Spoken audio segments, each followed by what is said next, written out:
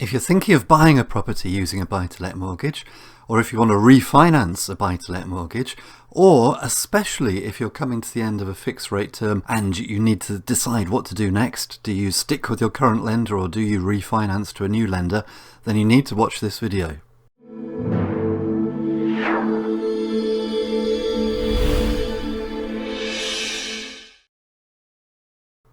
In this video I want to continue where I left off in my last video last week, where I was highlighting this kind of collective madness which seems to have come across all of the main buy-to-let lenders in the market at the moment.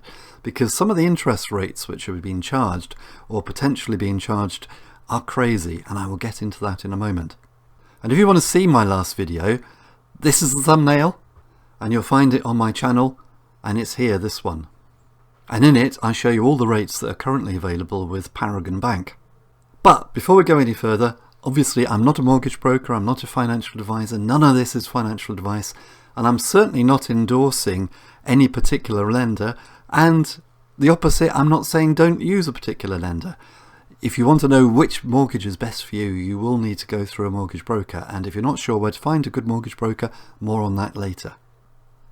But in this video I want to talk about Kent Reliance. Now, I have to be honest, I have a particular positive bias for Kent Reliance because of all of the banks I've ever dealt with. I think that their customer services department is actually one of the best I've ever dealt with. So Kent Reliance, if you're watching this, well done to you. But the thing is, of course, it's not about the customer services department, important though that is. At the end of the day, it all comes down to the figures and what they're charging on their mortgages. This is by no means a comprehensive study, because I'm sure if you go onto their website you'll find lots of different permutations of different products. I've used very specific products and have just grabbed those details off the website. Now, things change all the time, so as I say, don't make any investment decisions based upon this. Do talk to a broker and do check for yourself, because even since I grabbed these details off the various lenders' websites, it could be that the details have changed again. And what I looked at, just to keep consistency across my analysis, was a purchase into a limited company. So it's a purchase mortgage into a limited company. And Kent Reliance are currently offering a 2-year fixed at 5.09, which at the end of the 2 years reverts to their reversionary rate, which is bank base rate plus 3.25%, which I calculate to be 8%. So 5 and a bit percent up front, reverting to 8%. Well, 8% is quite a lot, isn't it? In old money, if you think about it, we've got so used to interest rates which are much lower, which is why, as I say, if you're now coming to the end of a fixed rate deal, or if you're coming to the end of a mortgage term and you're looking to refinance, you need to be aware of this, because the rates which are now being offered are much higher than anything we've been used to since the great financial crisis of 2008-2009. I haven't seen rates like 8% since about 2000, 2001, 2002, that kind of era. So they're certainly jumping up. So there's a 2-year fixed rate, there's a 5-year fixed rate, slightly more expensive, you'd expect that, 5.54%, and again reverting to basically 8% as things stand at the moment. Or you can go for the standard variable rate and go straight to 8%. I'm not sure why anybody would want to do that, but there could be reasons. You'd have to talk that through with a mortgage broker. Well, all of these products are for a loan to value up to 75%, and the fees are 3% of the loan amount. And no doubt, I haven't checked, but presumably you can add the amount of the loan to the mortgage should you wish to.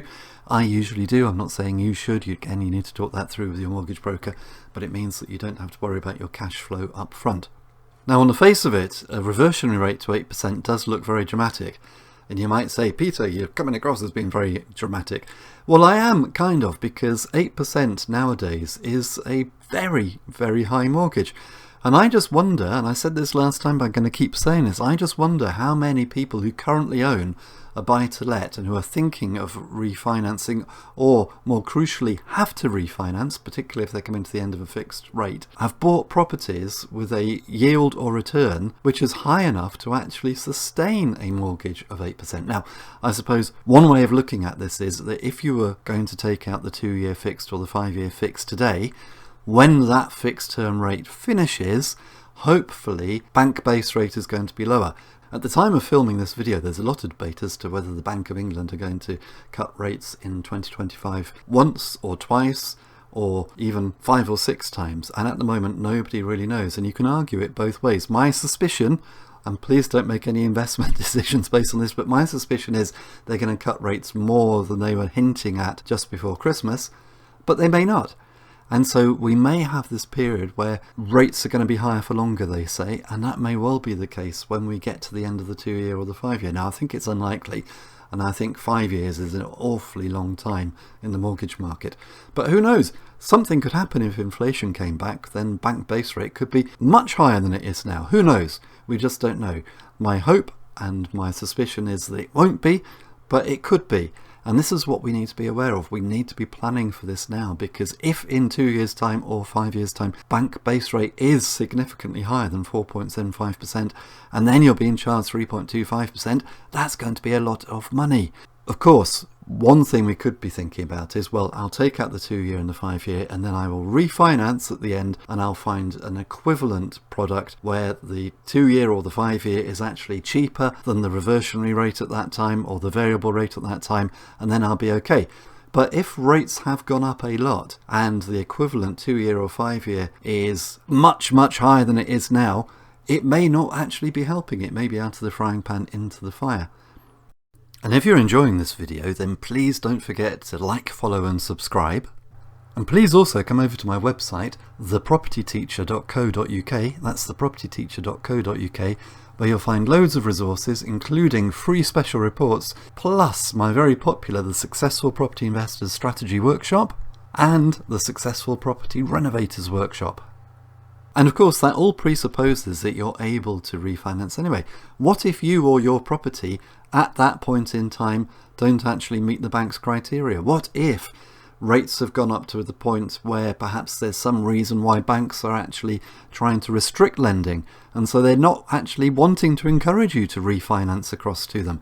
What if you find that you're actually stuck in the product which you take out now, bank base rate goes up, and then you're stuck at BBR plus 3.25%?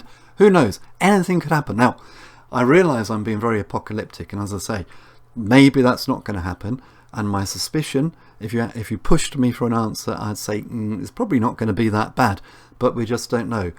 The point is, though, that we need to hope for the best but plan for the worst.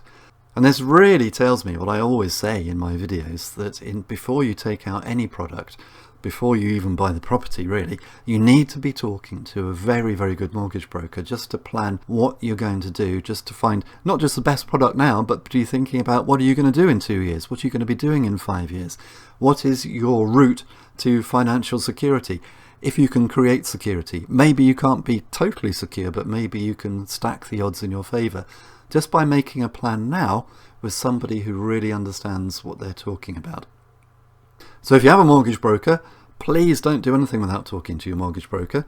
If you don't have a mortgage broker, then I'm very happy to recommend my very good mortgage broker. And if you want any advice on buy-to-let finance or any other type of property finance for that matter, including bridging or development finance, wherever it happens to be, and whether it's for purchase, refinance, or if you are particularly coming off the end of a fixed rate, as I keep saying, because for a lot of us who've got used to our cheap fixed rate, there's a bit of a shock happening in the market at the moment, and you might want some hand-holding to make sure that you do actually weather the storm and find the right product. Whatever it happens to be, then just email me, thepropertyteacher@gmail.com, and please do email me. Sometimes people leave messages below the video. Please email me. It's by far the best way of getting my attention, and I will be very happy to make the introduction.